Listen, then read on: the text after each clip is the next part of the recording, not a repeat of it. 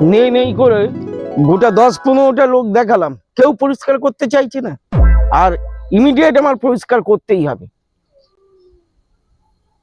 500, 1000, 2000 টাকা পর্যন্ত রোজ দেবো বলেছি, 4 দিনে 4 দুগুণে 8000 টাকা দেবো, তাও লোক পাইনি।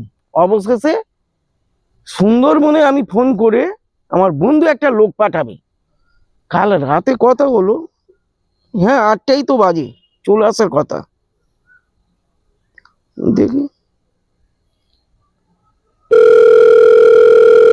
হ্যালো, হ্যাঁ আপনাকে এই দুলাল বাবু পাঠিয়েছে সুন্দরবন থেকে।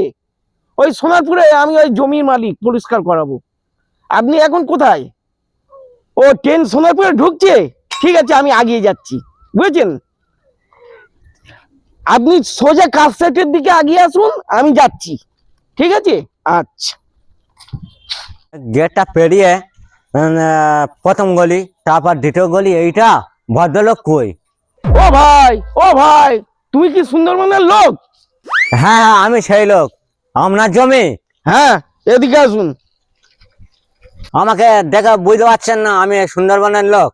না না, প্রথমে বুঝতে পারিনি। এই হাতের একো গুলো দেখেই মনে হচ্ছে এই সুন্দরী গাছের গোড়া যেরকম একো শক্ত, এও হাত পাত খুব শক্ত, আর বডিটাও পুরো সুন্দরী গাছের মতো। আসুন, পারবেন তো পরিষ্কার করতে? হ্যাঁ হ্যাঁ। ও যন্ত্রপাতি কিছু আনেননি? না। আচ্ছা, হেঁসো, কোদাল আর কাস্তে, কাস্তে এইগুলো দেবো। আসুন, জমিটা আগে দেখুন। এই দেখবে, আসুন, এইখান থেকে সীমানা, ওই পাঁচিল, ওই বাড়ি, পুরো জমিটা দেখে নিন। এইটা পুরো পরিষ্কার করতে হবে। এইটুকি জমি এখানটায় লোক পেলে না, আমার সুন্দরবনের টাকা ডাকতে হলো। আরে বাবু, এইখানের লোক তো কাজ করে কম, আর শুধু বক বক করে আর ফাঁকি দেয়। এই কাজটা তুমি বলো কদিন লাগবে তোমার? আমার 2 দিন থেকে 3 দিন লাগবে। 3 দিন তো? হ্যাঁ। 3 দিন আর সুন্দরবনে গাড়ি ভাড়া খরচা করে যেতে হবে না।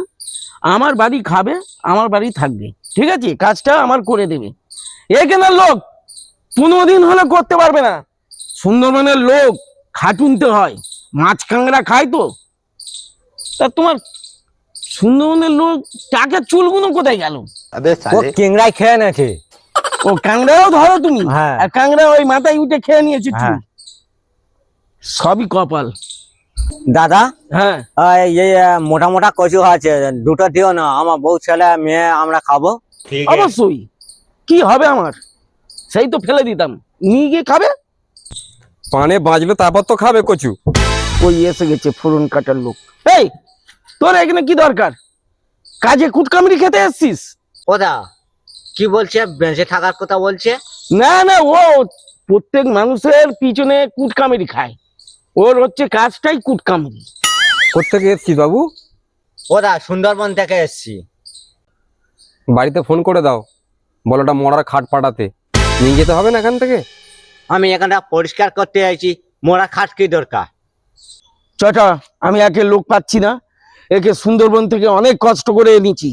তুই এর পিছনে লেগে তাড়ানোর চেষ্টা করিস না, তাহলে কিন্তু খুব খারাপ হবে। ও ভাই, এখানে থেকো না, আর এই বুড়ো পাল্লায় পড়ো না।